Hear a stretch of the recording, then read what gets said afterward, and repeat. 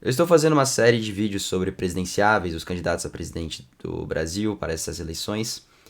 E, em geral, a pesquisa ela é baseada no plano de governo deste candidato, se existe um, né, pelo menos oficialmente, sobre um pouco da campanha, o partido, um pouco da história de vida do candidato, e principalmente sobre as controvérsias e as questões hipócritas envolvendo vários dos nossos candidatos aqui no Brasil. Só que dessa vez eu vou fazer um vídeo um pouco diferente. Porque eu ia fazer, na verdade, da Samara Martins, a candidata da UP, do Partido da Unidade Popular pelo Socialismo. E eu estava pesquisando o que eu faço mesmo, né, como já dito. Mas pensando melhor, depois de toda a pesquisa que eu fiz, na verdade decidi fazer um vídeo um pouco mais extenso, né? Utilizando o próprio gatilho, né, de falar sobre a Samara Martins, sobre a UP. Nesse vídeo eu vou falar sobre por que socialismo ou comunismo geralmente não dá certo via eleitoral, via democrática, né? Partidos socialistas e comunistas nunca dão certo por meio da via eleitoral. E eu sei que vai vir já vários comentários aqui sem ter visto o vídeo. Ah, porque você não tá contando sobre questões estruturais, etc. E outros falando aqui, que o comunismo não dá certo mesmo e tal. Eu só quero já deixar de antemão que, por favor, esse vídeo é mais complexo do que esses jargões. E nesse vídeo eu vou falar questão histórica envolvendo partidos socialistas e comunistas na via democrática. Então, por favor, esse vídeo foi bem chato de fazer por conta da pesquisa. Não chato porque eu gosto de pesquisar, mas assim, de já fontes de outras línguas, etc. Então eu peço por favor que você compartilhe, porque é muito importante para eu conseguir manter tudo isso aqui, né? Essa pesquisa e também essa motivação para fazer mais desse tipo de vídeo. Então, vamos lá, né? Então, essa aqui é a Samara Martins, ela é candidata pelo P, como já dito.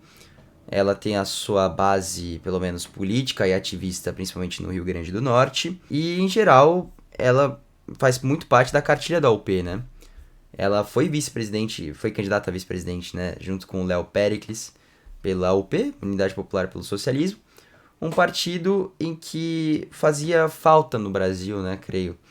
Principalmente com os partidos mais vanguarda do socialismo, do comunismo, entrando cada vez mais nessa questão derrotista, né? Ou pelo menos ficando mais abandonando questões evolucionárias. E a UP vem com essa nova crítica, né? E com esse olhar novo e tal, até com uma cor não vermelha, mas sim preta, falando sobre as questões raciais principalmente. Em geral, o partido em si tem essa visão mais revolucionária. E isso já, e como já dito, depois de eu ter visto isso e ter pesquisado um pouco sobre a UP e outros partidos assim mais ligados a questões revolucionárias não dão certo em cenário político quase nenhum. E eu não tô falando isso para falar que o partido é horrível, que o partido é isso, que o partido é aquilo, não.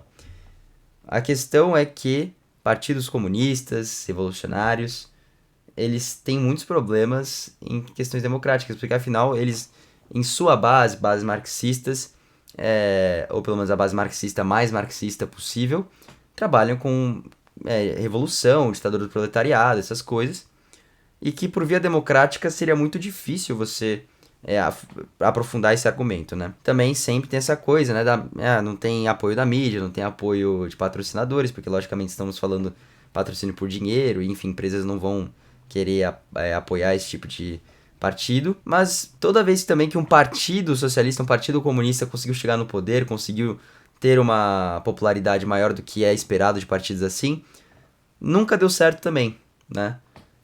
Seja por golpe, seja por fraqueza, mas hoje eu vou dar o exemplo mais importante do porquê que esses partidos em geral não dão certo. O exemplo que eu vou dar aqui é do Partido Social Democrata Alemão, o partido que tem o nome Social Democrata, né, e que fundou essa questão de social-democracia, e que você até pode estar pensando, mas você está falando de Partido Social Democrata, mas não, eles fundaram essa questão da social-democracia porque eles eram socialistas comunistas antes. Vamos falar da história dele. Por que a história dele é tão importante, né? Porque eles mostram, a história do partido mostra que o socialismo, quando entra na via democrática, o comunismo, quando entra na via democrática, ele é engolido pela democracia, ele é engolido pelo parlamento ou pelo congresso. E vocês vão entender. Vamos entender melhor essa história aqui. Então, na Alemanha, já uma Alemanha cada vez mais entrando no mundo industrial, né, principalmente com a reunificação, com a industrialização, e uma Alemanha muito ligada a uma aristocracia feudal, mas que agora com essa industrialização estava crescendo cada vez mais os liberais, burgueses e também o nacionalismo. Existia cada vez mais essa necessidade, né, de ter esses partidos criados por esses socialistas, esquerdistas alemães, que estavam começando cada vez mais a ter a sua base forte, principalmente por Marx, né, Marx, Engels e outros alemães que, assim, não, a Alemanha nunca tinha sido tão fundamental para o socialismo antes destes nomes, porque o socialismo, ou pelo menos o socialismo utópico, era mais em países como França e até Inglaterra, porque eles tinham tido mais experiências industriais do que a Alemanha, né? Mas o Marx, o Engels, eles já pegam uma Alemanha cada vez mais industrializada, uma Alemanha que começou a ter mais a visão, que poderia oferecer mais a visão argumentativa da crítica do Marx sobre o capitalismo e sobre o sistema vigente. Então, o Marx e o Engels, eles fundam o partido SDAP, que era o Partido Social Democrata dos Operários Alemães. Não lembro a ordem exatamente, mas era algo assim, mas tinha essas palavras. E tinha o Ferdinand Lassalle, que era o fundador também do ADAV, Ação dos Trabalhadores Alemães. E ambos os partidos, eles eram de cunho socialista, um socialismo na época que não era totalmente definido, né? Não existia esse todo o cientificismo do Marx ainda, mas eles já discordavam muito. O Marx e o Lassalle tinham discussões, pelo menos questões bem diferentes, principalmente porque o Lassalle ele acreditava muito no processo democrático e com o Estado como parte desse processo para que os trabalhadores pudessem ter cada vez mais direitos e cada vez tivessem um bem-estar, uma vida melhor, né? Enquanto que o Marx, eu poderia utilizar uma imagem melhor do Marx, né? Mas, enfim, já tô com essa aqui, vai ser essa aqui mesmo. O Marx, ele tinha ele achava que essa emancipação do trabalho, do trabalhador, viria apenas com a emancipação do trabalhador pelo Estado, né? Então, defendendo a ditadura do proletariado, onde o próprio proletariado iria governar a si mesmo, etc., até chegar no comunismo. Isso seria cada vez mais desenvolvido por ele com o tempo, né? E o que acontece é que esses dois partidos, em 1875, que a gente chama, né, numa convenção de Gotha, né? 1875 tem essa convenção, em que os líderes do partido, na época, o Marx não foi consultado em relação a isso, é bom deixar claro. Os líderes do partido do SDAP, no caso o partido mais marxista aí do ADAV, do Lassalle morto já na época, fazia praticamente uma década, eles fundaram e formaram o SDP, o Partido Social Democrata Alemão, né?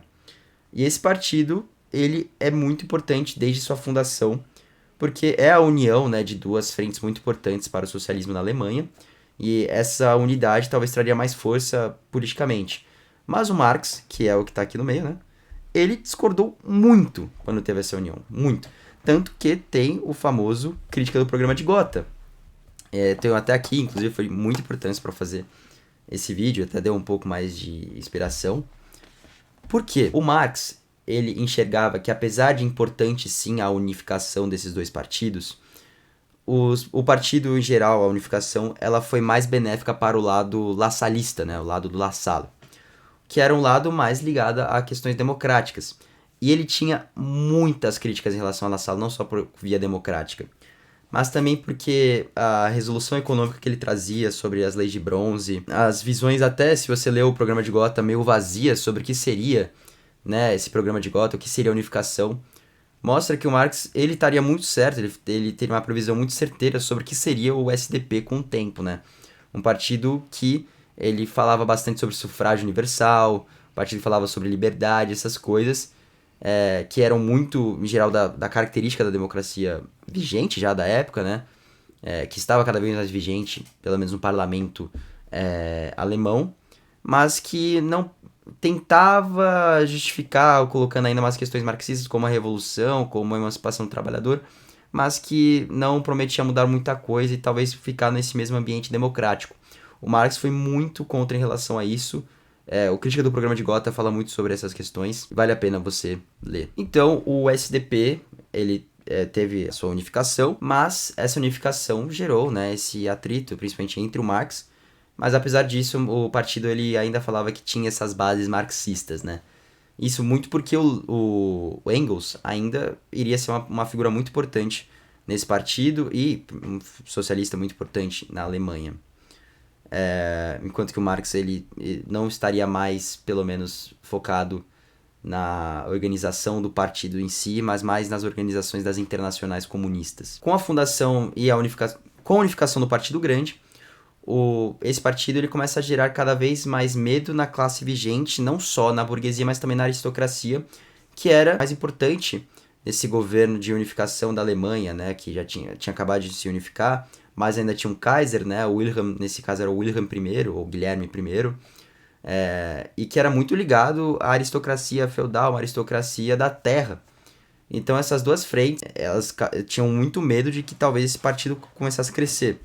Tanto que o chanceler da época, o von Bismarck, ele fez uma aliança com o Lassalle, que está aqui representado também, né? Com o Lassalle para que eles tivessem essa união contra a burguesia em geral e tivesse a união com o Haddad para que eles combatessem a burguesia. E quando Marx descobriu que eles estavam fazendo uma aliança com o chanceler alemão Bismarck, que era um antissocialista convicto, aí ele foi mais crítico ainda em relação a Lassalle e os lassalistas e os programas de Lassalle que estavam fundando cada vez mais e adentrando no partido, né? Mas como já dito, aqui a figura do Otto von Bismarck, que era o general de ferro, o general mais importante para a unificação da Alemanha, ele estava cada vez mais preocupado com o crescimento do partido, que tinha intelectuais importantíssimos, tinha uma força que estava cada vez mais crescente no parlamento, mas também em todas as áreas da vida do trabalhador alemão. Ele decide, então, em 1878, né, 3 anos depois dessa unificação, criar, ou pelo menos impor, né, a lei antissocialista, onde nesses conjuntos de leis ele colocaria a ilegalidade do partido do SPD, principalmente por atentados contra a vida do Wilhelm I, atentados que não têm nada de direto nem indireto com o Partido Social Democrata Alemão, mas que foram utilizados de argumentação para que eles fossem considerados, né, um partido perigoso para o establishment alemão e, enfim, colocassem eles na ilegalidade. Isso foi muito ruim no começo para o Partido Social Democrata Alemão, que viu nessa ilegalidade um problema de como eles iriam se manter. Eles só conseguiram se manter mesmo porque vários dos parlamentares conseguiram manter vivas as ideias socialistas, porque como eles já eram eleitos, eles não podiam estar sendo perseguidos, né? Tanto que o Bismarck tentou de tudo para fazer o que eles fossem perseguidos cada vez mais, mas o próprio parlamento, o Reichstag, não deixou.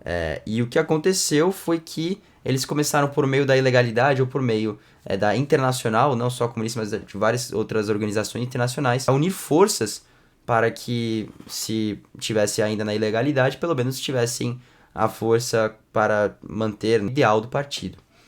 Então, o que acontece é, por exemplo, a criação do Die Sozialdemokraten, que é um jornal muito importante para essa época da ilegalidade, porque foi feito por um membro que morava na Suíça, né?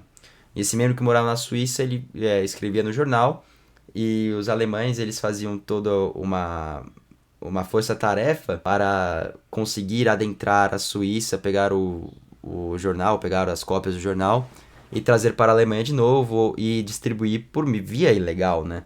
Porque esse jornal não era permitido a circulação dele no governo do chanceler Otto von Bismarck. E o Otto von Bismarck, ele entendendo que o povo alemão estava querendo, na verdade, mais direitos, ou pelo menos um estado de bem-estar social melhor, ele começa a ter políticas de bem-estar social na Alemanha, e essas políticas são feitas para que o socialismo, pelo menos os socialistas, eles diminuam a sua popularidade, já que os trabalhadores não iriam mais ver necessidade de ter um partido socialista ou ter essa revolução, já que o Estado conseguiria oferecer tudo aquilo que eles precisavam. Mas o que aconteceu foi justamente o contrário, porque o povo alemão começou a ter mais direitos, e enxergando uma possível oportunidade de ter mais poder político via a social-democracia, ou pelo menos o Partido Social-Democrata Alemão, eles decidem cada vez mais a apoiar esse partido, e o partido começa a crescer pelo menos o ideal, e na saída do governo do Wilhelm I, Guilherme I,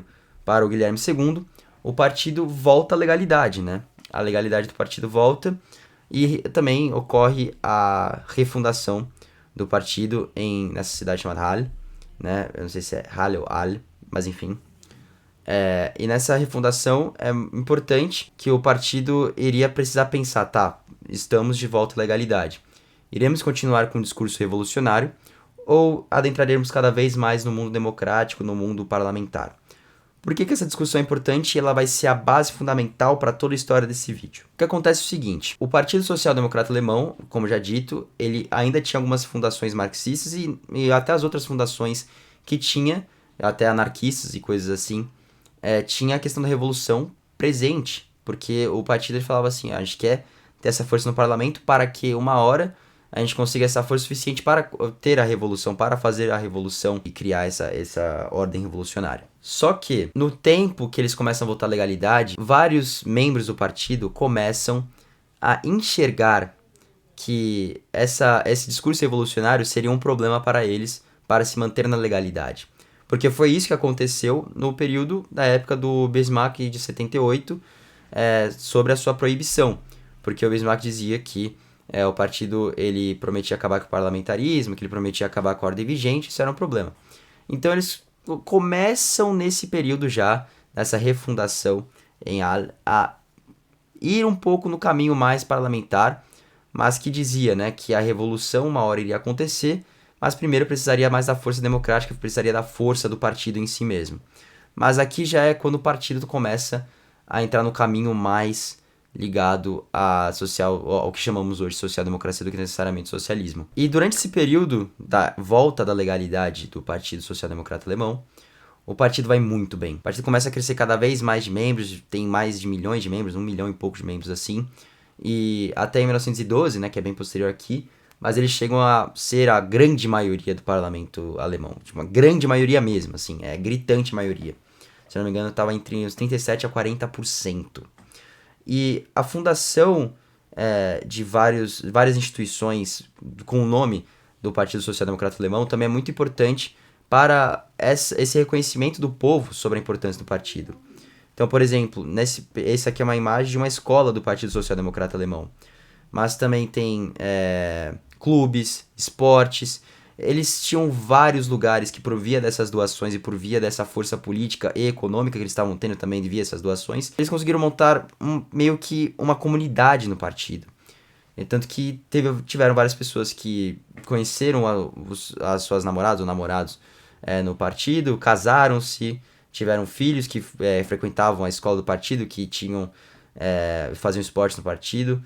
E eles viveram uma comunidade inteira focada só no partido. Isso mostrou uma força que foi muito importante, assim, para esse partido, para a permanência desse partido, mas que virou uma armadilha, né? Porque cada vez mais o partido preocupava-se em apenas ter esse poder partidário, mas não necessariamente na revolução. A revolução do trabalhador, a emancipação do trabalhador, virou algo apenas secundário, porque o partido precisava pelo menos manter cada vez mais o seu poder. E isso virou cada vez mais um problema e começou a criar rachas entre partidários, né, entre membros do partido.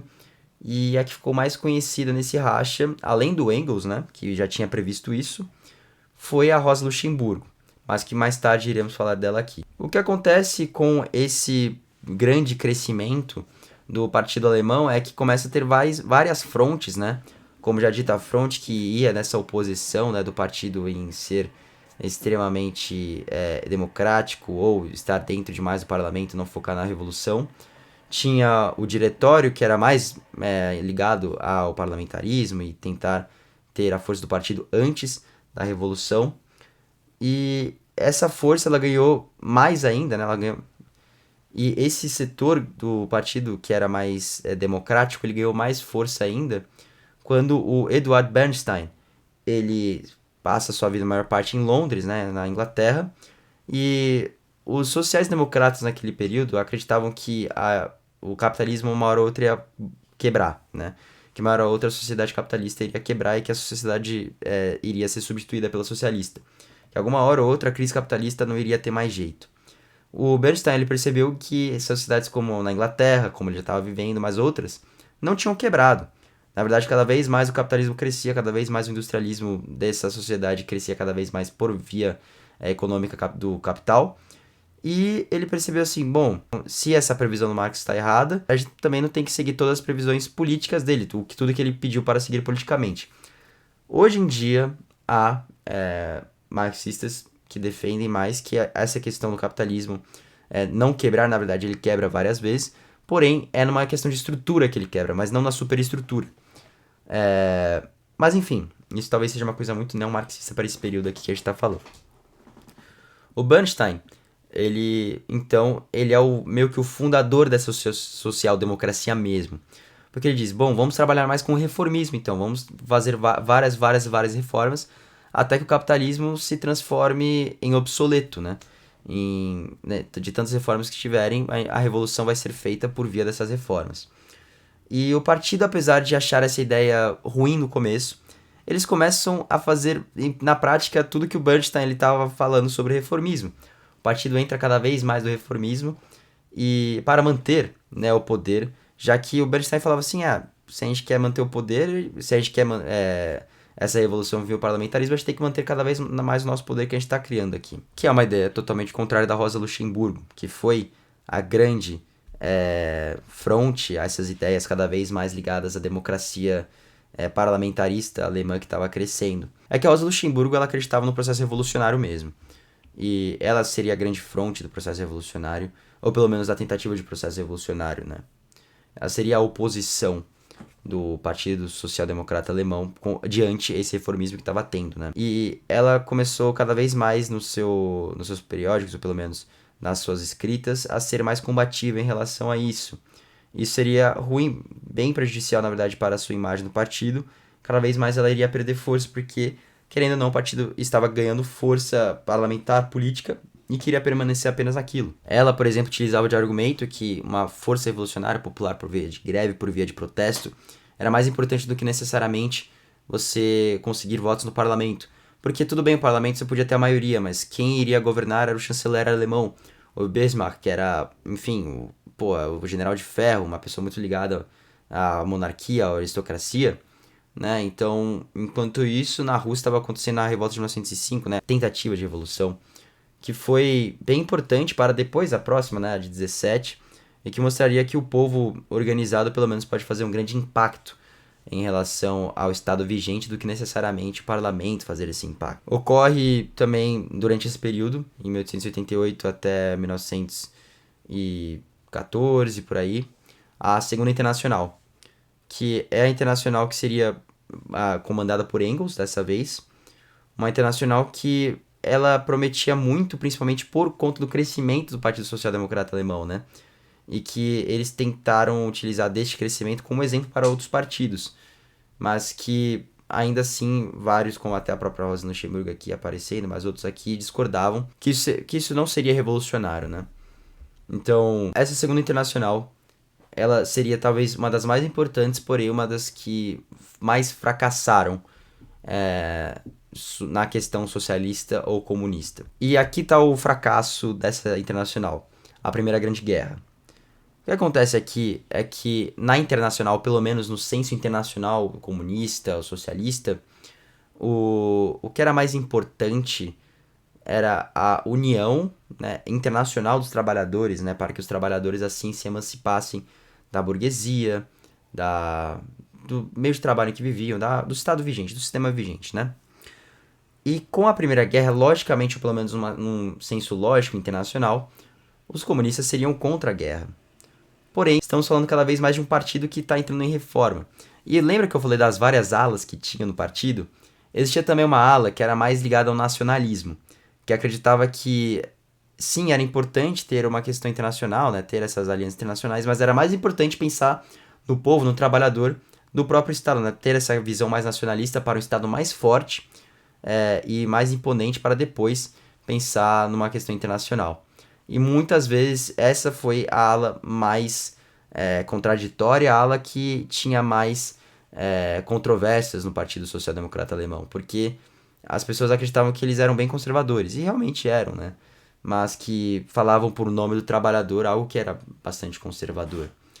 Com a possível ameaça da Primeira Guerra, essa ala consegue mais e mais importância.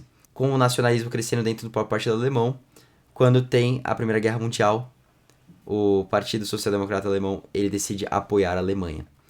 E aqui é aqui que os historiadores chamam da quebra do Partido Social Democrata Alemão, pelo menos da quebra do socialismo, né? Porque ele quebra o internacionalismo baseado na paz entre os trabalhadores, porém na revolução contra a burguesia ou contra o Estado vigente.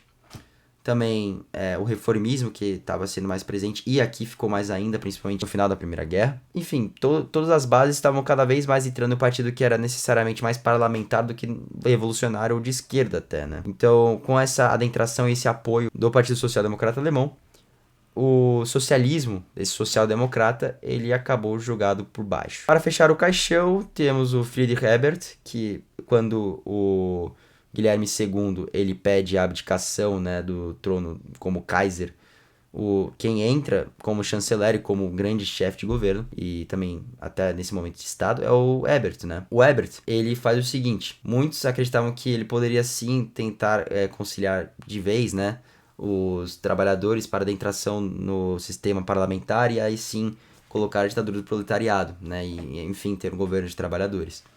Mas aqui ele faz o que normalmente governos sociais-democratas fazem, que é, enfim, continuar no mesmo sistema e apenas utilizar de práticas mais progressistas. E nem tantas práticas progressistas teve aqui, porque, como já dito, a Alemanha já estava cada vez mais num estado de bem-estar social, e o Ebert ele só continuou o processo, né? E na época do Friedrich Ebert foi quando teve o assassinato da Rosa Luxemburgo. Assim como a Rosa Luxemburgo, o Karl Liebknecht, ele também era um grande opositor dessa ideia de reformismo. E com a adentração do Partido Social Democrata Alemão na Primeira Guerra, esses dois nomes, a Rosa Luxemburgo e o Karl, eles tornaram grandes figuras contra até a Alemanha, né?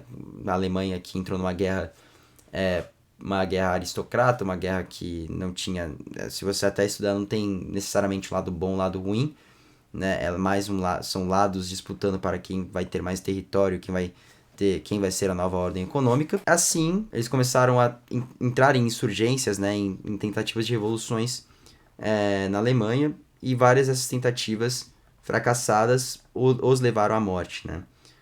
Muito porque quem assassinou eles mesmo foi o Partido Social Democrata Alemão, que em conjunto com essa união entre o partido e os militares já da época do Kaiser e da época do Otto von Bismarck, eles fazem essa aliança para que depois dessas revoltas eles matem esses dois nomes de importância, de prestígio, né, para o socialismo em geral e para a revolução, e até os seus corpos são jogados no rio, né, uma forma bem dramática, uma forma até cruel de como esses corpos foram tratados, enfim, como o Partido Social Democrata considerou esses políticos depois do tempo em que eles ficaram e foram grandes nomes intelectuais, enfim. Essa história do Partido Social Democrata Alemão, que é um partido que começa revolucionário, ele começa a ter um pouco de poder ou um pouco de influência, e com esse poder que tem, ele começa a olhar a si próprio como um partido não necessariamente na revolução,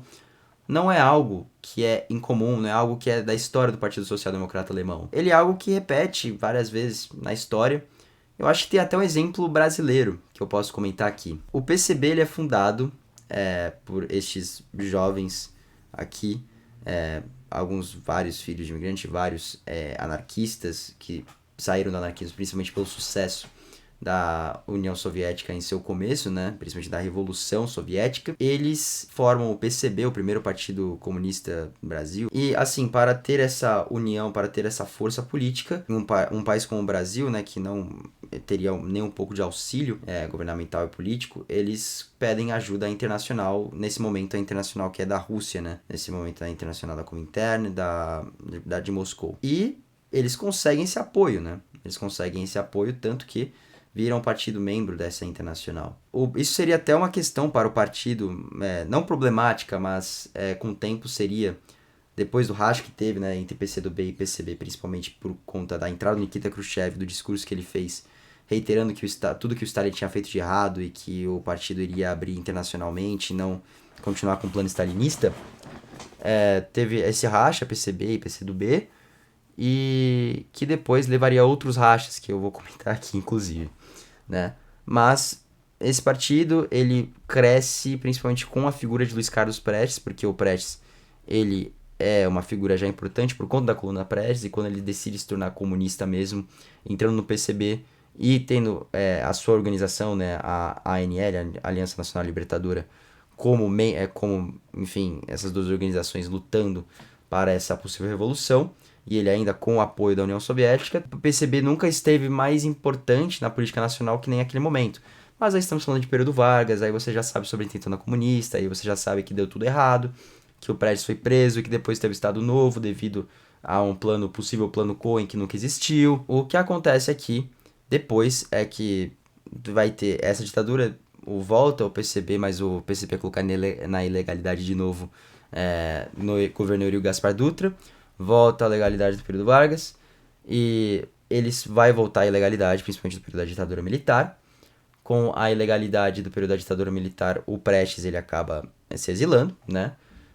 A volta do exílio em 1980, ele decide sair do Partido Comunista do Brasil, o Partido Comunista Brasileiro, perdão, na época ele estava ainda no PCB, não no PCdoB, ele acaba saindo do Partido Comunista Brasileiro, devido a discordâncias principalmente do rumo que o partido iria tomar, que seria um rumo cada vez mais reformista do que já era, né?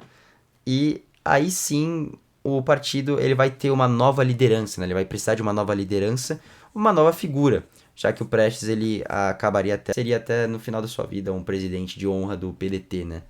Olha que interessante. Então entra o Roberto Freire. Roberto Freire, que era um advogado, estudante de direito, quando jovem, um estudante de direito engajado politicamente, questões socialistas e tal. E o Roberto Freire, ele muda totalmente o partido.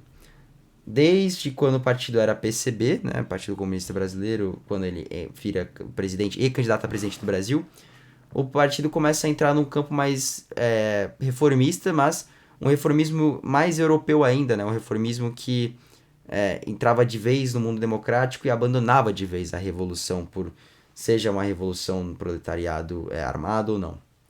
O Roberto Freire, ele é um candidato que ele consegue até uma visão popular interessante em 89, e até tem uma coisa engraçada, né, porque uma vez perguntaram, acho que é uma Roda Viva da vida assim, se ele era comunista mesmo, né, porque ele apoiava o múltiplo partidarismo, ele não apoiava a revolução, ele não apoiava praticamente nada do que o comunista iria apoiar, né, então pergunta, você é comunista mesmo, assim, você tem certeza disso? O Roberto Freire, então, para mudar de vez a cara do partido, ele, via golpe partidário, né, via um golpe dentro do próprio partido, ele faz a mudança do nome partidário e muda PCB para PPS. O PCB acaba sendo refundado, assim.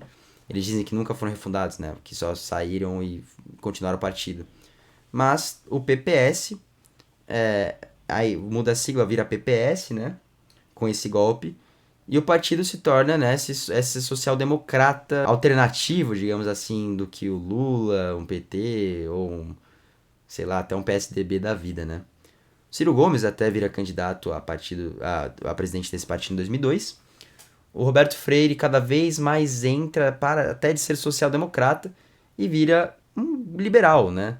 E muda o nome do partido novamente de PPS para Cidadania, um partido que mudou totalmente, saiu totalmente de vez do que era aquele grande partido comunista brasileiro.